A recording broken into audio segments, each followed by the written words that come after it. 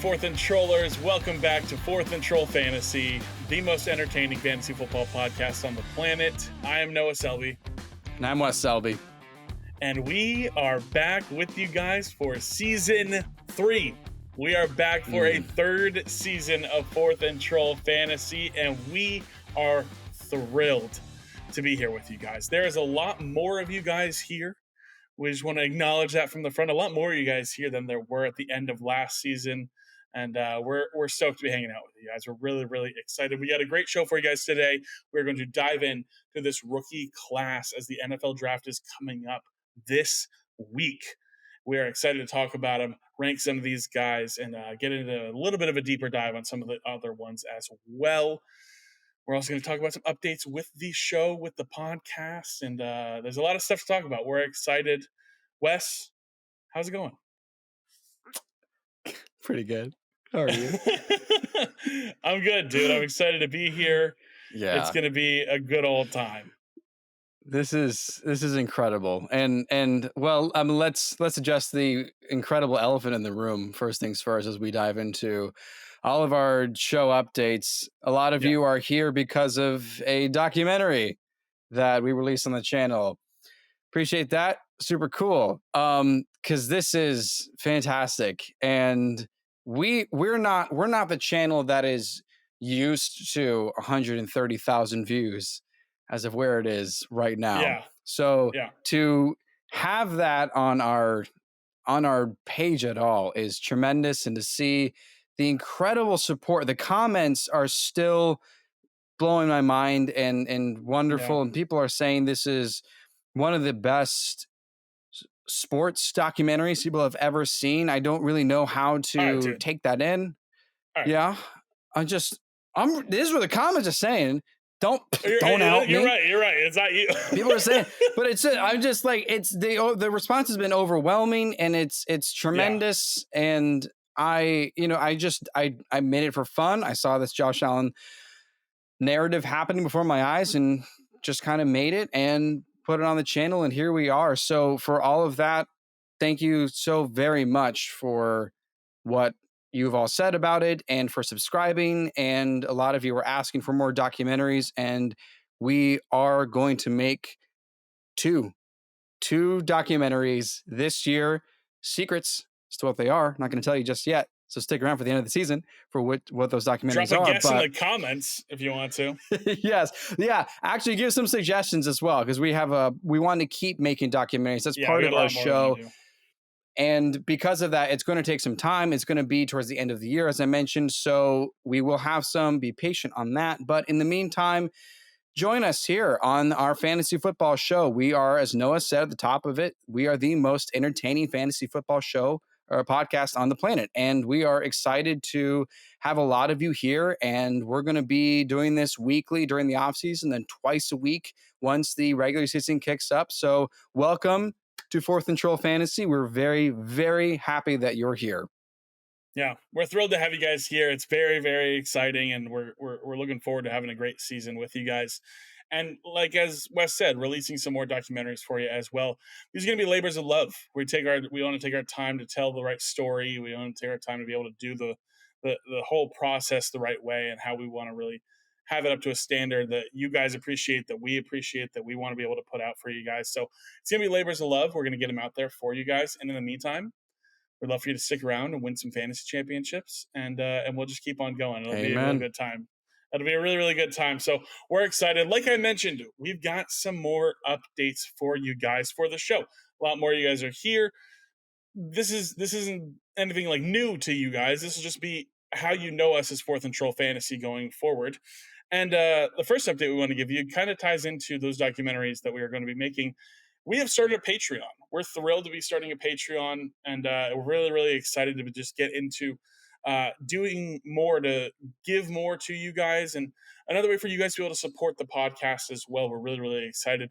Those documentaries that we love to make, unfortunately, aren't monetizable on YouTube, and so we would love for you to be able to support us in another way, and that's why we've started up this Patreon. We've got a few tiers there that we want to tell you about. The first one is Tutty's Buddies. That's the first tier.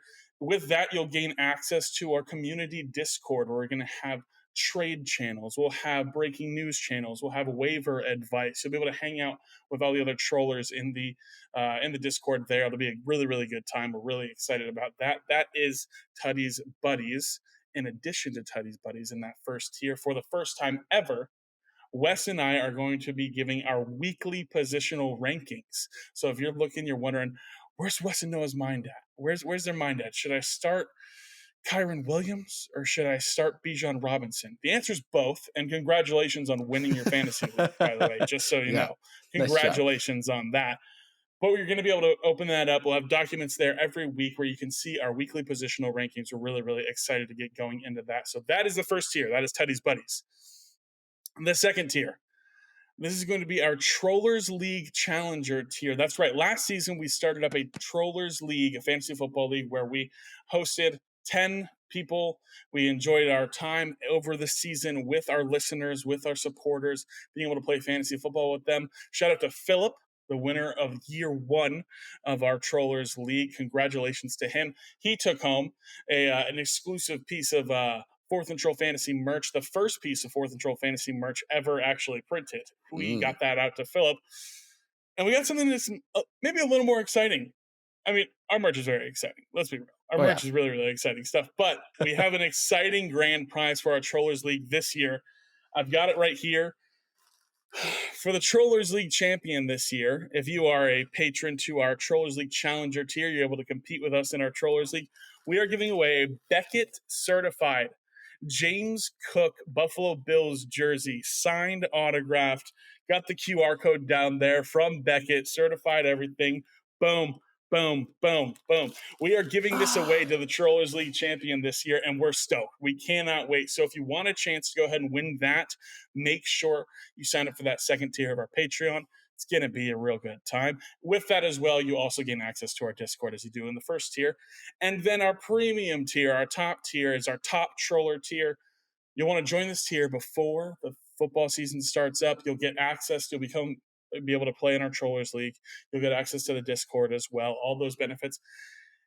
And at the end of the fantasy season, when you are still subscribed to us through that NFL season as we continue playing, you will get an exclusive piece of merch from 4th and Troll Fantasy. So we're really, really excited to launch our Patreon. You can go to patreon.com/4th and Troll Fantasy. It'll also be linked below. We're really, really excited. If you want to be able to support us, we really appreciate it. We always, and already love the support you guys have given us here on YouTube. We're just going to look to do a little more and give some more opportunities this season. So we're really, really excited. And Wes, I hate to take it away from you. I kind of ruined your segue here. Go for it. We got another announcement. You crushed it though. I was getting hyped. I know all this, and I'm like, frick, a James Cook signed jersey. This is incredible. But yes, we this is the official announcement for 4th and Troll merchandise, baby. We have our own store, 4th, the number 4, 4th and Troll store.com, 4thandtrollstore.com. If you just want merch yourself, you don't have to try to go to the highest tier on Patreon and get exclusive merch. You can just get merch whatever you want. Go to 4thandtrollstore.com. Noah's got a hat on. He's got a shirt. I've got a shirt. You can see some on YouTube down below in the shopping section under the description. More ideas, go to the website.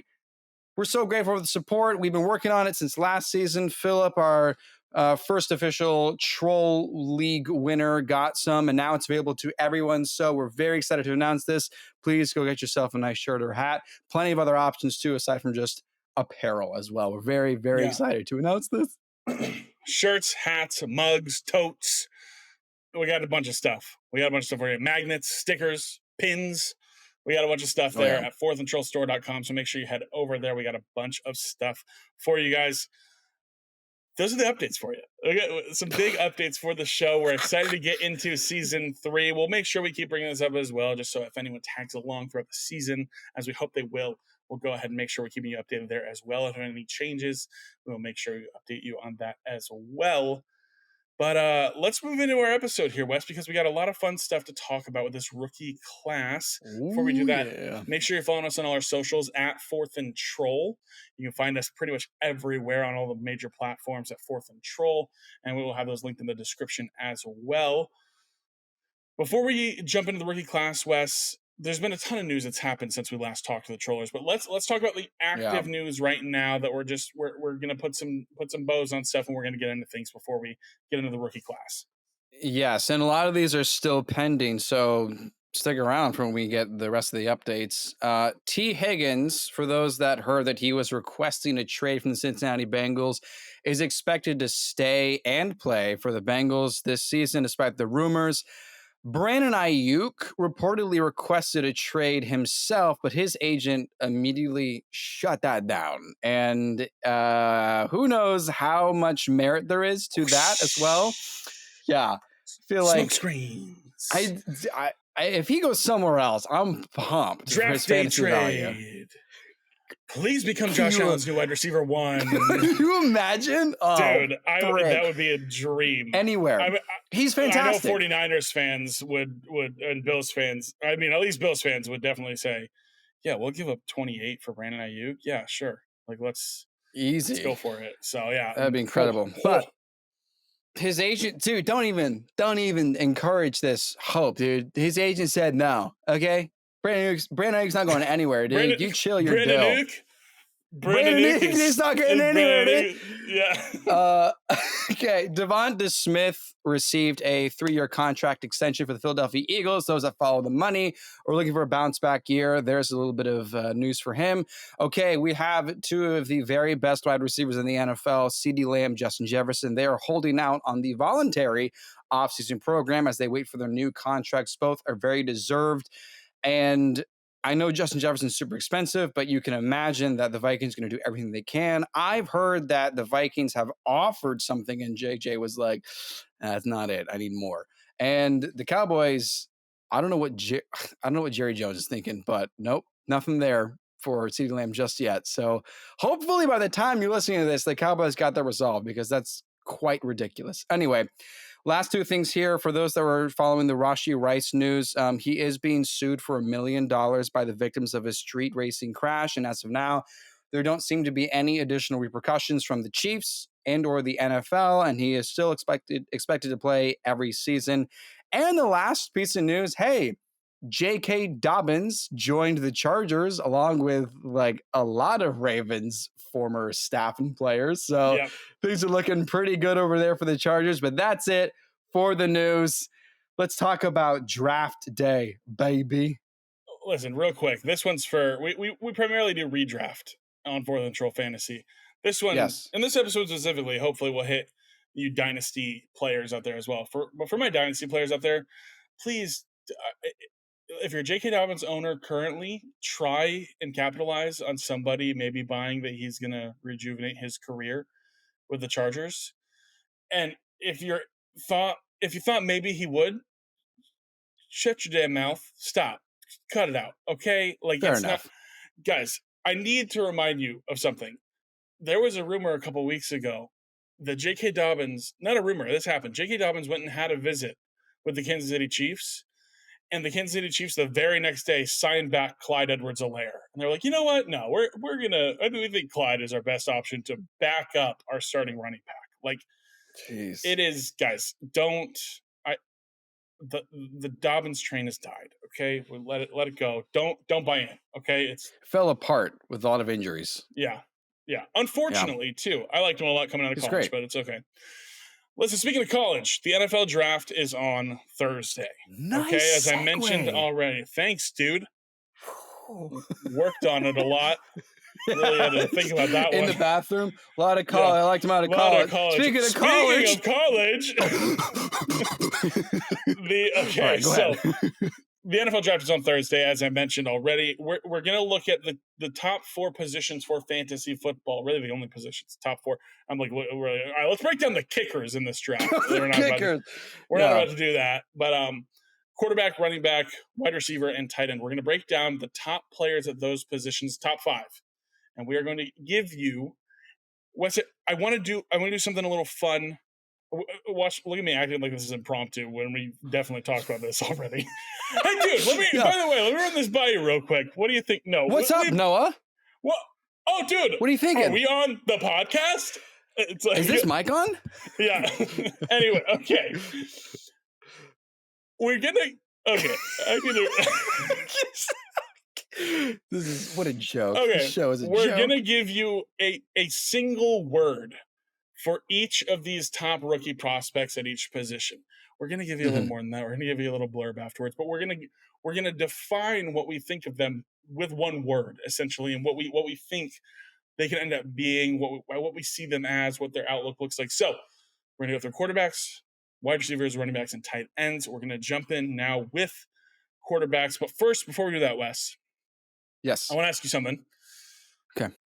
There's a lot of stuff, a lot of chatter that's going on with the NFL draft right now, and things that could happen. Is Minnesota going to trade up? How early will Dallas draft a running back?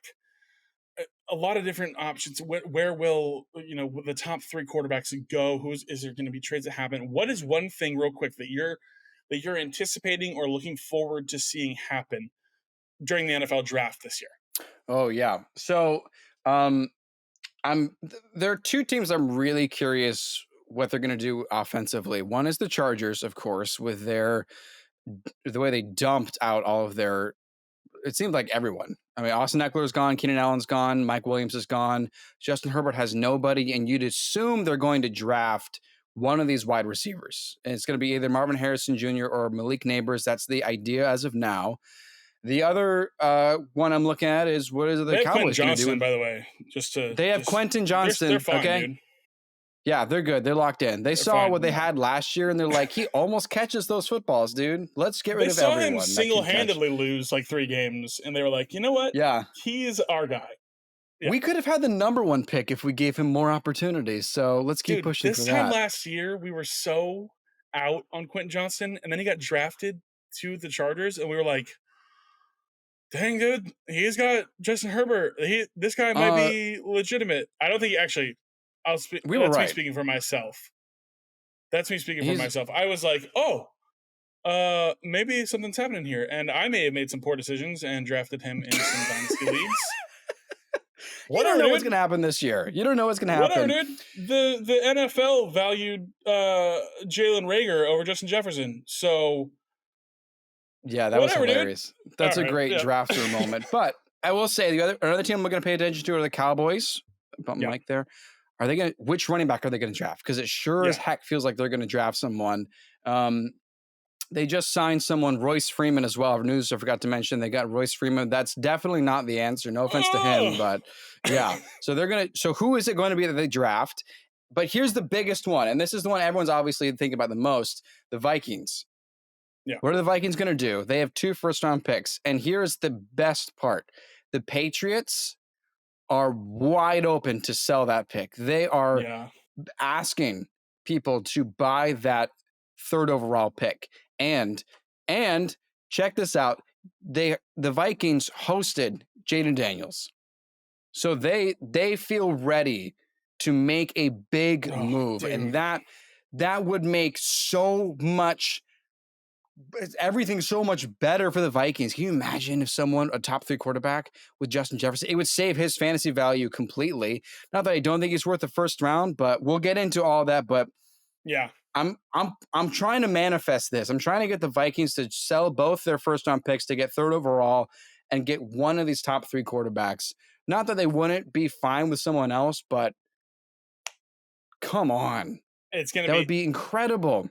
Yeah, it's a lot of stuff we're looking forward to. So let's jump into it, Wes, take us to the quarterbacks. You're going to handle the quarterbacks here. Run through these quarterbacks with us. Let's talk about them, and let's figure out what we need to know about these guys going into Thursday night. Okay. Well, I've talked about Jayden Daniels already. We'll get to Caleb Williams second because I want to talk about Jayden Daniels with you. For the record, I'm so excited to finally be talking about these rookies with you, Noah, because like I have withheld speaking about these guys because I've waited for this episode to hear our opinions. Jayden Daniels, to me, is the best quarterback of this draft class. I like him more than Caleb Williams. So my word for him is dangerous. I think he's Lamar Jackson. He's a Michael Vick. He is a prime rookie, Robert Griffin III. Those are the comps I've given him. Come on, man. Yeah, you liking that too? You Dude, like that? No. RG3 is the guy that I most look at Jayden Daniels' game style and gameplay, and I go, dude, remember how high we all were? Remember how awesome RG3 was, and then he got hurt? It's like, Yes. dude, come on. Like, let's make sure Jayden Daniels stays healthy. Yeah. I love him. I think he's going to be phenomenal. As long as he may not have a fantastic rookie season, but he can produce some pretty good wide receivers, I think, as well. But he's got great rushing upside as well. That's why Justin Fields was a pretty good rookie pretty good quarterback in fantasy for all this time, even though he wasn't winning a lot of games. But I mean, he had 1,100 rushing yards and 10 rushing touchdowns. His final season at LSU. And he's produced 2 phenomenal wide receivers that are being drafted, that will be drafted.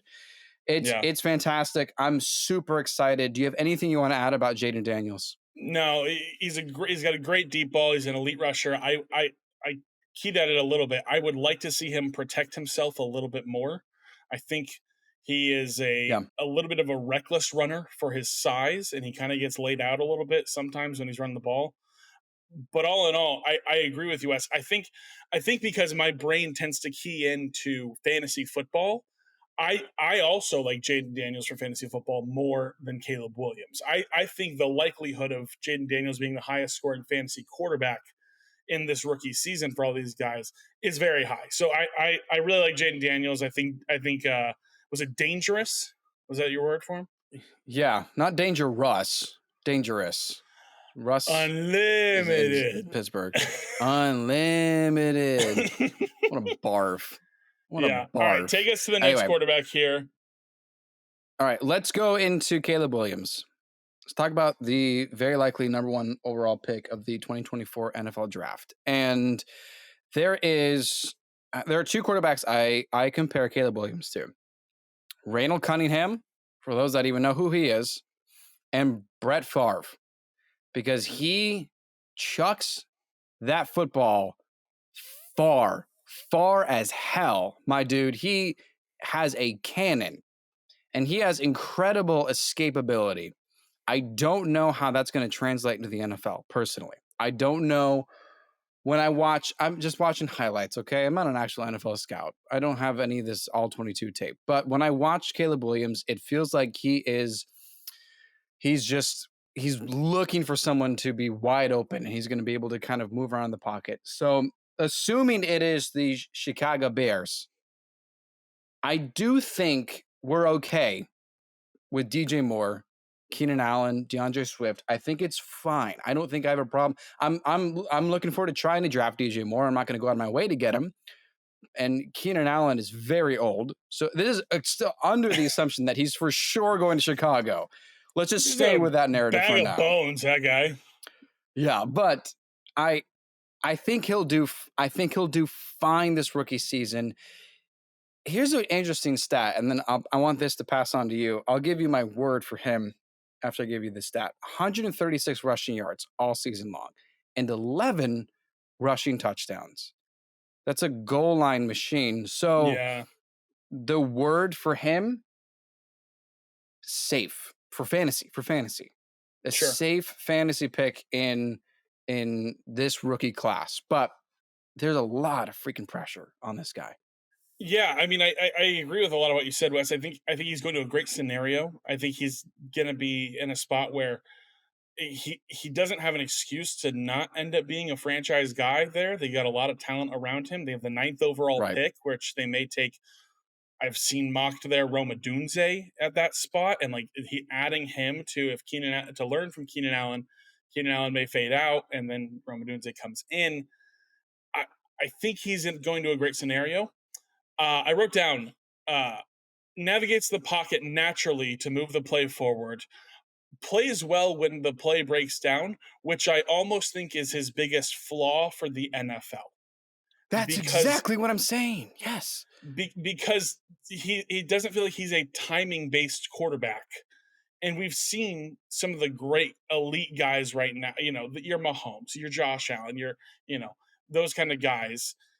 They are able to really extend plays very well. I don't know if Caleb Williams can extend it as well as they can, but it's almost like he performs better when a play breaks down.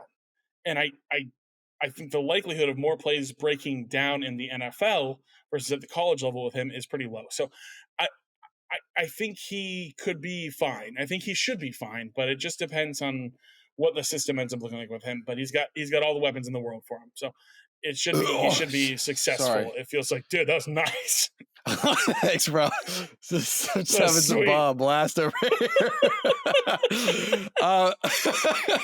So, all right, I'm gonna move on to awesome. Well, the carbonation, dude. Shit, damn. All right. Anyway, so I'm gonna just. There's not a lot I have to say about these other quarterbacks. It may be controversial for other people, but I'm just gonna go through with. The next consensus is still likely Drake May. I know the betting odds are different for certain players, but Drake May is number 3. Talk about him. And, it's hard to not think of Sam Howell because it's UNC and it's just another season of someone that does well. But he is my 5th ranked quarterback in this draft. And I ranked 8. I looked at 8. So he's not even in the top 50 percentile for me. I think of someone that is like Carson Wentz. No disrespect, not the Eagles Carson Wentz, but some of the later years did fine. He does fine. I think he'll be okay, but I am not excited about the fantasy outlook on the wide receivers that get Drake May. I think he's okay. I think he's okay. That's my word. I think he's okay. Yeah. Yeah, I mean, I think he's prototypical as far as NFL quarterback goes. He's great size. He's had really good arm strength, in my opinion. Yeah. I want you to picture like the worst of 2021 Mahomes when he would like try and play too much hero ball and like extend the plays too much and like just kind of chuck him up and like hopefully he would connect. I saw way too much of that when I was watching Drake May tape. I think he tries to play too much hero ball, and I don't think he's.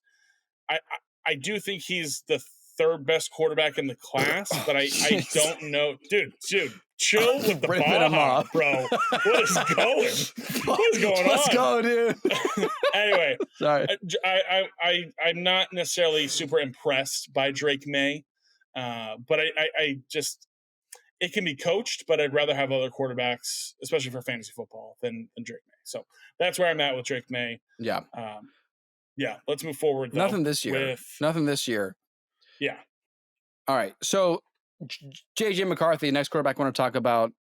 And I think you and I are on the same page, but he sure feels like the biggest bust of this class. Yeah. It's hard to not think about Zach Wilson when I watch his tape, but I completely compared him to Zach Wilson before he was even starting to climb up the ladder in the draft board, but I don't want him to go to any team that I am excited about wide receivers for. So I think in the real world, a great scenario is that he does go to Minnesota. Minnesota, stay away! I know, but that's the problem. I don't want him to go to Minnesota because I want Jefferson and Hawkinson and Addison and Aaron Jones. I want any of them, but not with JJ McCarthy. So I'm concerned about a quarterback that's never thrown 3,000 yards in a season. I'm concerned about a quarterback that has never had 25 total touchdowns in a season. Yeah. Rushing and passing combined. I just biggest bust in my opinion. Okay. Last one here of the top 5 is Michael Penix Jr. I think he's good. And I've got him compared to Dante Culpepper. I got him compared to Ben Roethlisberger. He is completely immobile. He is a statue back there, but man, he has the right upside. Honestly, I think there is something really good about Michael Penix Jr. and he almost had 5,000 yards in his final season with Washington. Yeah. If he ends up on the right team, it would be tricky for that right team for him to have fantasy value this year, and even the wide receivers. But I think there's my word potential. Good, very good potential for him to have a sustainable career. Any final thoughts on these quarterbacks? I've got one more notable quarterback to mention. Hit me with it. Bo Nix. This is my word. Bo Nix is the most ready quarterback of this class. He is Wow. a I I think he is a prototype. I have him as a top 3 quarterback of this draft class. I think Bo Nix is awesome. I genuinely think he is awesome. He is the dream pick for me from Minnesota. He is incredible. He is phenomenal. He's played 61 games in college. That is insane. I love this guy. He is personally my favorite quarterback of this. He is the Josh Wow. Allen comp gets thrown out a lot, but if anyone hasn't watched Bo Nix tape, if you watch it, there's so much of that Josh Allen in him. I desperately need to know where he goes. He is the quarterback Wow. I'm most excited for. Yeah, it's going to be a tough one to figure out because he's 20. The history of older rookie quarterbacks, he's going to have to be really special to be able to make it in the league as a 24-year-old rookie quarterback. And Yeah. I have my doubts, but if somebody like somebody if Minnesota stays put at 11 and they just decide that Bo Nix is who they're going to roll with and draft and see how it goes, Yes. he could land in a good spot. If somebody like Denver or like Vegas, like if those teams that are in kind of like a quarterback wasteland that they don't really know what they're going to do, if they end up taking him, it'd be really interesting. Yeah. But my biggest concern ends up being his age. But a lot of interesting quarterbacks to look at. I've seen mocks where all 6 of these guys go in the first half of the draft. I've seen mocks where only the top 3 go at the top 3, and then it moves on from there. So anyway, let's jump into the running backs here. Or actually, sorry, I'll go wide receivers. Let's jump into wide receivers. Some fun guys to talk about here. It'll be exciting. Number 1, Marvin Harrison Jr. Easy. My word for this guy is, and sorry, I did maybe not just one word, but my total package. There's not much more to say. He glides effortlessly across the field. I think somebody this tall shouldn't be such a well-crafted route runner. The way he's able to eliminate space at the beginning of a route, putting him in a corner, and then just as quickly get out of that and get more separation, he makes it look so effortless. He is undoubtedly the best wide receiver in this class, and will be the first wide receiver taken off the board, in my opinion. And I think we're seeing a lot of the mocks that way as well. Hopefully Arizona does not trade out of 4 and they take him and pair him up with Kyler Murray. That'd be really, really special. Him, Trey McBride, be a good time. Anything on Marvin Harrison, Wes? He's very special. Very, very special. Absolutely. The next wide receiver here, Malik Nabers. You mentioned him as well when we were talking about Jaden Daniels. My word for him is 1B, because I actually do believe, I know I just said Marvin Harrison is undoubtedly the best wide receiver in this class. I think Malik Nabers is in the same tier as Marvin Harrison. He is an explosive play waiting to happen. He gets open in the short range so quickly, and just as quickly he hits full speed and is able to make a big play happen. I wrote down when I was watching his film, it feels like if Deebo Samuel and Amon-Ra St. Brown had a baby. That's what Malik Nabers feels like. Nice. And his ability that they use him on the end arounds and stuff behind the line of scrimmage, and then he just turns that into an explosive play. It feels really, really, really special with him. I just want to remind everyone, Malik Nabers lost the Biletnikoff Award last year to Marvin Harrison Jr. The Biletnikoff Award is the award awarded by voters to the best college football wide receiver. Malik Nabers lost the Biletnikoff Award last year to Marvin Harrison Jr. by just 1 point, by just 1 vote. He was 1 vote behind him. Malik Nabers is really special. I think Harrison is the 1A in this class for receivers, and I think Nabers is the 1B. Any thoughts on Malik Nabers, Wes? I've got him comped to Antonio Brown, so you and I are on the same page as like this freak of nature, very, very talented special player. And it's a shame that Marvin Harrison's in this class because he should be the first, but it just so happens that, a Hall of Famer had a child that's going to the Hall of Fame, very likely, and he's at the same draft class as Malik Nabers. So exactly. He's going to be awesome. 100%. And it's funny you say it's a shame Marvin Harrison's there because Malik Nabers could be the first in this class. I think that's the case as well with this third guy, Rome Odunze.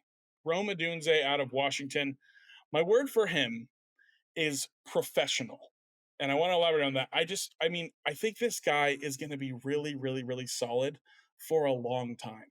I think he's going to have a long career in this league. He's a big play threat.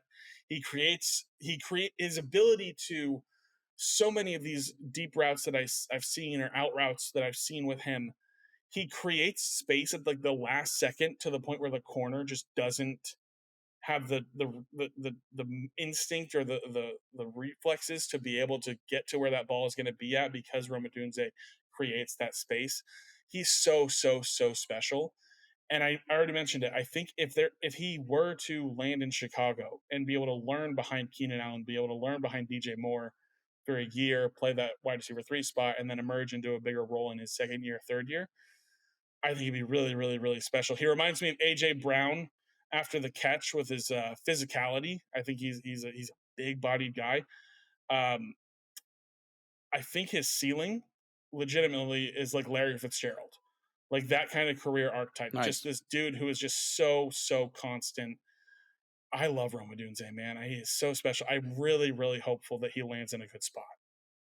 It's funny you say professional as your word for him, because the one thing I seem to notice in a lot of the highlights and clips I watched of him is how much attitude this guy's got. He's got so much dude on him. And I think that is going to be a very important factor that you can't coach. You can't teach someone to have that kind of like a Steve Smith. Like I've comped him to Deshaun Jackson and Odell Beckham Jr. because of his personality type. And I think that is what is going to be very instrumental in his success. Yeah. He's probably the third wide receiver taken. Some people like to play around in mock drafts that he's number 2 and Malik Neighbors falls to third, but Odunze is pretty doing good. I try to find something. Pretty doing awesome. Yeah, I couldn't find anything at all, and my brain was like, find a pun, find a pun right now. And I was like, I don't. Land. Jeez. Listen, let's talk about Brian. Let's talk about Brian Thomas Jr. here. My next wide receiver, the second LSU wide receiver in this top 4. Dude, my word for him is silky. The way he uses his body to be able to create space and manipulate the catch is just special. I watch a lot of his film where I'm looking at him and I go, dude, he's looking so late to where that ball is coming over. Again, kind of similar with Rome Odunze. The corner just doesn't have the time. His late looks, his late hands, kind of getting the hands out and stuff like that. Dude, he is really special. He reminds me of Marquez Valdes-Scantling, but with more burst and control. He's kind of that more slender frame, tall, super fast. We cannot forget how fast this guy is. Malik Neighbors is looked at as the better wide receiver. He is, but Brian Thomas Jr. is not far behind. Brian Thomas Jr. has elite speed that can help him at that taller frame. I'm really, really excited for him. Silky, the word I had for him. That's pretty enticing. I like that word. I am excited to see his opportunity in the NFL when he's not paired up with Malik Neighbors.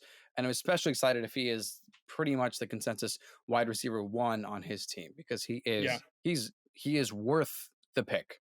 Yeah, absolutely. I've seen him mocked, and some people really hoping he gets drafted by the Buffalo Bills to be their next top receiver, and that would be something pretty special, hard to pass up in dynasty drafts and stuff like that. So I think it's definitely something special there with Brian Thomas Jr. And my 5th wide receiver, I'm not a consensus here. There's a couple of Texas wide receivers that people are talking about. More often than not, Adonai Mitchell is the guy they're talking about. My number 5 wide receiver is Xavier Worthy.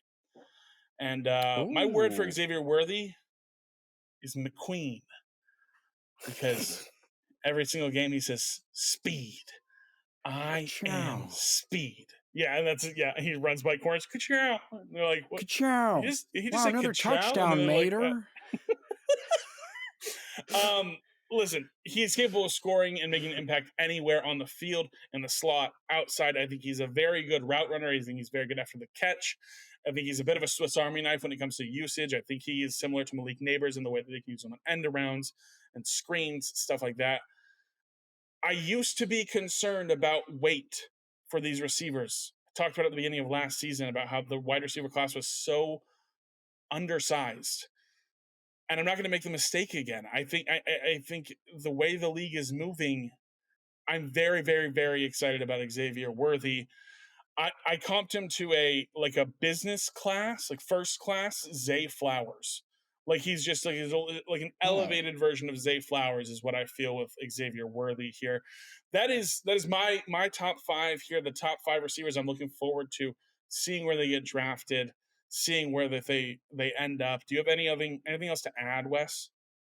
I want to just share my 2 other favorite wide receivers from this class, and it's really going to depend on the perfect scenario, because if they end up in the best spot, oh man, I really love Xavier Legette out of South Carolina. Dude, he is. Yeah. Do you have a word for him? By chance, I know I was taking wide receivers, so I don't know if you had anything in mind. I've got a word for him. I don't know. I might just terrifying to me. Yeah, that's a good one. Yeah. If he ends up on a team that I don't know. I can't describe the scenario, but the Legette could be phenomenal. And the other wide receiver I want to just keep in your back pocket, trollers, in case he ends up in a spot where he is also in a scenario where he could take over the wide receiver room. Malachi Corley out of Western Kentucky. Nobody knows this guy very much. Nobody talks about him, but he makes it, like when, like at the halftime, when the mascots play the Pee Wee team and the mascots are just stiff arming everyone, that's watching Malachi Corley. And he breaks tackles as if it's nothing. And the only concern is that where's Western Kentucky? Who have they played? That's the big knock. Is he actually going to be pro ready because he hasn't played the pro college recruiting draft classes? But Xavier Legette, man, I really want him to end up in a great spot. He's very exciting to watch. He's a bit of an enigma because through 4 years at South Carolina, he did like nothing. And then his final year as a 5th-year senior, he exploded onto the scene. So it's like, is this who he is now, or what's happening? So it's very interesting to watch Xavier Legette do what he does.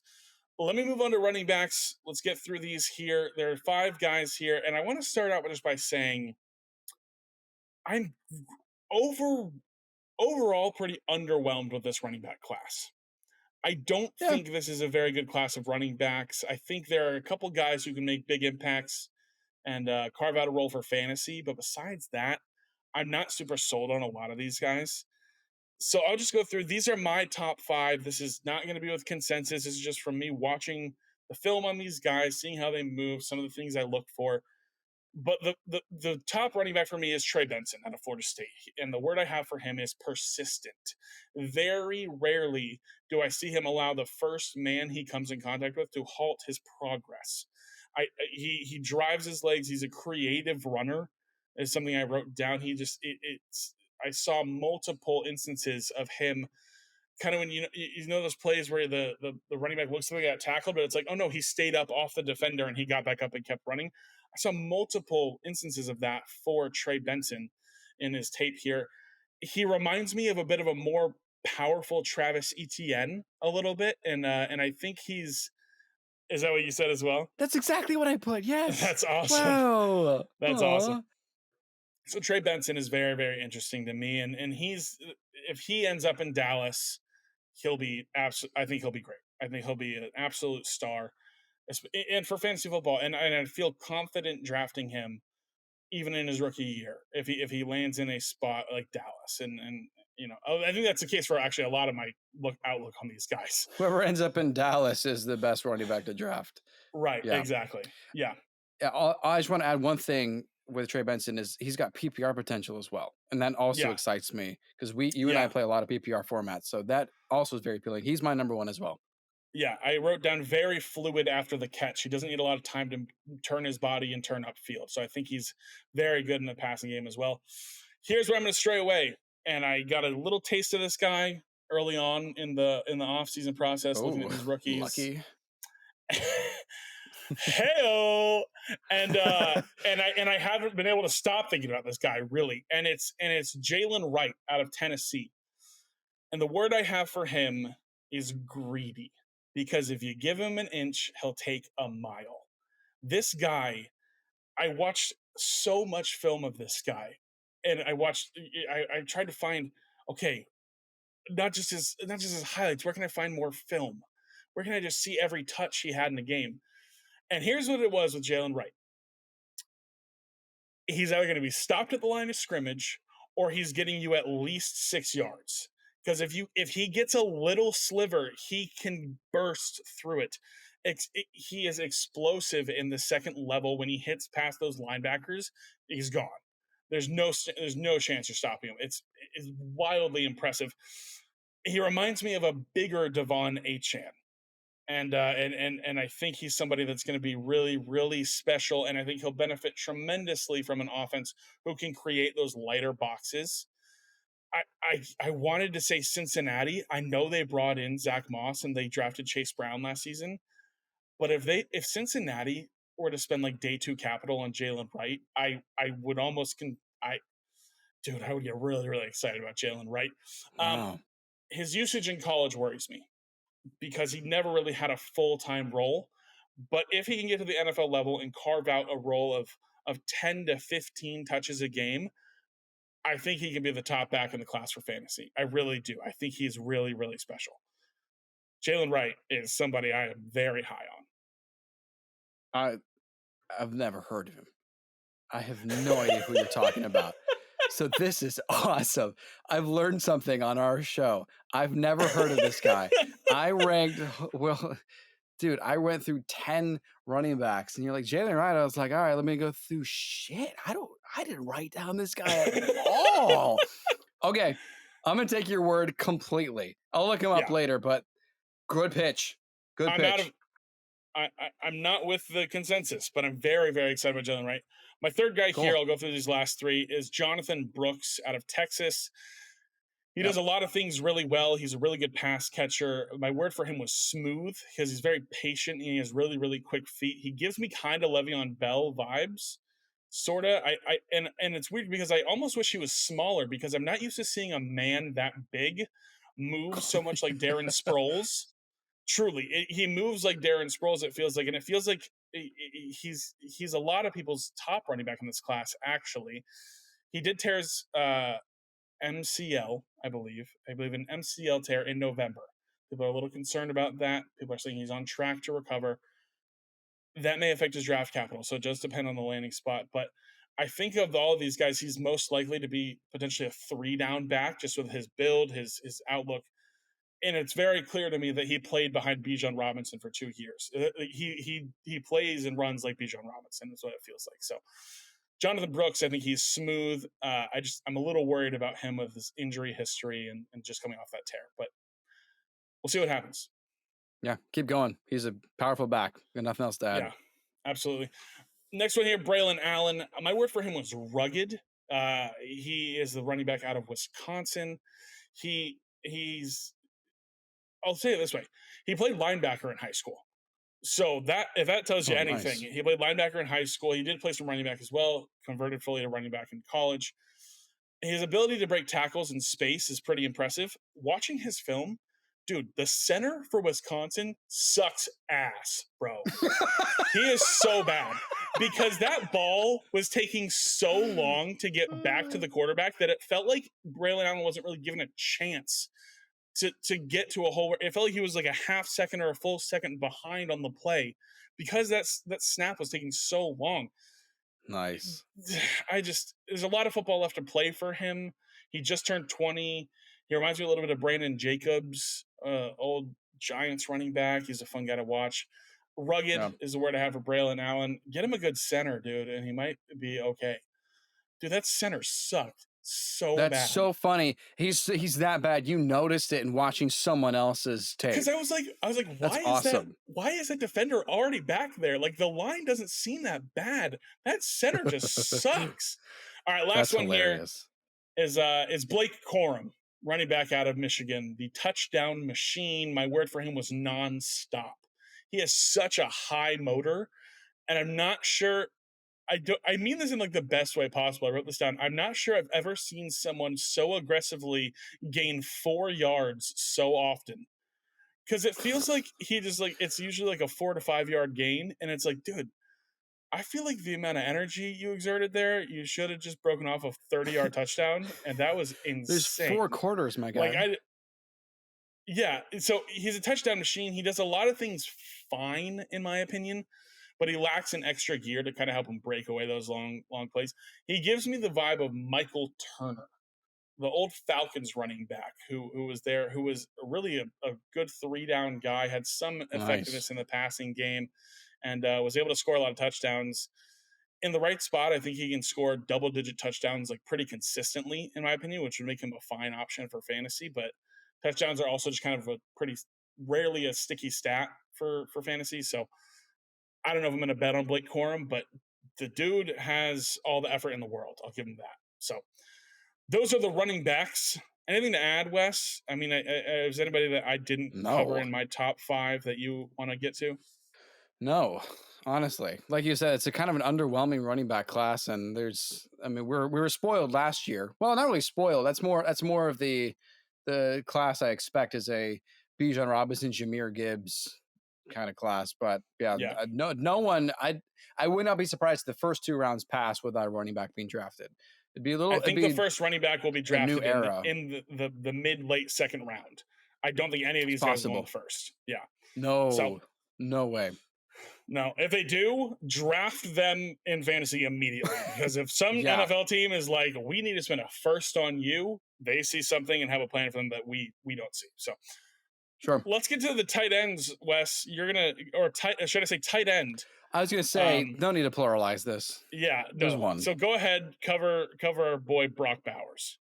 Actually, I will, because I will make it plural, because I just for the sake of the show, we've done our research. I just want to add just 2 more names to throw out there in the event that anything is intriguing with the other tight end positions based on the drafts. Remember the name Jatavion Sanders out of Texas, really good, good route running, pass catching tight end. And there's a guy out of Kansas State named Ben Sinnott, who reminds me of the 2000s, 2010s kind of tight ends: Jason Witten, Dallas Clark, Jeremy Shockey. Come on, boot up NFL 2K5 and play with any of those guys. It's freaking awesome. He could be worth the ad, but all eyes are on Brock Bowers because he's going in the first round. And here's the word I'm going to give him. It's a lot of words. It's not one word, but if he's drafted in the top 10, he'll be a top 10 tight end. If he's not, he won't be a top 10 tight end. Yeah. Like overall, if he's drafted in the top 10 overall, he's absolutely a top 10 tight end in fantasy this season. And last season, you were giving me a hard time because I was really excited about Dalton Kincaid. Hey, you're an idiot, dude. The season was to show that you were so dumb for that take. Right. And then, and then because you were like, rookie tight ends don't do anything. And Sam Laporta, based on most formats, was the number 1 tight end. Yeah. But there have been 8 rookie tight ends since the year 2000 that have made the top 10. 8 since out of 240. Okay. So it's very rare that happens. But Brock Bowers is the type of tight end that could finish in the top 10, that could be worth drafting. That statistic is something we should keep in mind, because I don't recommend taking him as your only tight end. But God, can you think of a better landing spot than the New York Jets? Everyone has him lined up there. He'd be great. We've seen Rodgers succeed with some good tight ends, turned Robert Tonyan into someone worth keeping on our teams. Mercedes Lewis had a nice resurgence there at one point. There's a lot of bones, dude. Honestly, a walking Jimmy coffin. Graham. Yeah. Jimmy Graham went to the Packers. I forgot about that already. So Brock Bowers with the Jets would be phenomenal. But if the Jets don't take him, then if the Jets can't draft him because he's already taken, then that team, like you said about any of these other running backs. If someone takes a running back in the first round, oh wow, we go get him right away. If Bowers is gone before the Jets even get him, take him. I say if Bowers is still on the board after the Jets pick, don't touch him. Don't touch him this year. It's only 8 rookie tight ends ever since 2000 have even made top 10. So that's my word. The only pushback I'll have on that is I've seen some mocks where he doesn't go to the Jets and then he gets taken by the Colts. And that is the only other scenario in which I look at it and I go, okay, outside of Pittman, who else is Richardson passing the ball to? And I think about it and I go, oh, wait, weren't there a bunch of like random Colts tight ends last season? And granted, that was Sam Darnold. Sorry, not Sam Darnold, Gardner Minshew. But that's the only other spot for me. The word I put for Brock Bowers, and I with you, Wes, it was multiple words. So it's the only one that matters. Truly. I just think he's the only tight end that matters in this class. I said here, all the other tight ends I would put, if they were in last year's draft class, Jatavion Sanders, Ben Sennett, I would have them behind Tucker Kraft, the second tight end taken for the Packers. Like I truly don't think any of them are going to be difference makers in the NFL. I don't think outside of Bowers, I'll be shocked if we see another tight end off the board before round 3. So we'll have to wait and see. It'll be very interesting. So only one that matters. Only one that matters is Brock Bowers. There you have it. You know the NFL draft now. we have cracked the code for you. We've set you up for success. You have nailed it. Never been wrong. Let us know what you think about rookie rankings. Let us know what rookie you're most hopeful for a specific landing spot. I remember last year, we were breaking out Jordan Addison. I said, please put him opposite of Justin Jefferson. How special would that be? And they did it. Speak it into existence. There you go. It can happen. It can happen for you. Thanks for hanging out with us today, you guys. We're thrilled to be back for season 3. Make Teddy the Troll smile by subscribing and ringing the bell. Follow us on our social media at 4th and Troll. All of that will be linked down below, along with our merch, our Patreon, all that sort of stuff. Make sure you get in there, connect with us, follow us on our socials, everything. I'm repeating things because I'm so excited to be back. Yes. Join our Discord. Join our Discord. My name is Noah Selby. And I'm Wes Selby. And this has been 4th and Troll Fantasy. 4th and Troll Fantasy is a production of FQ Media and Selby Artistic Workshop.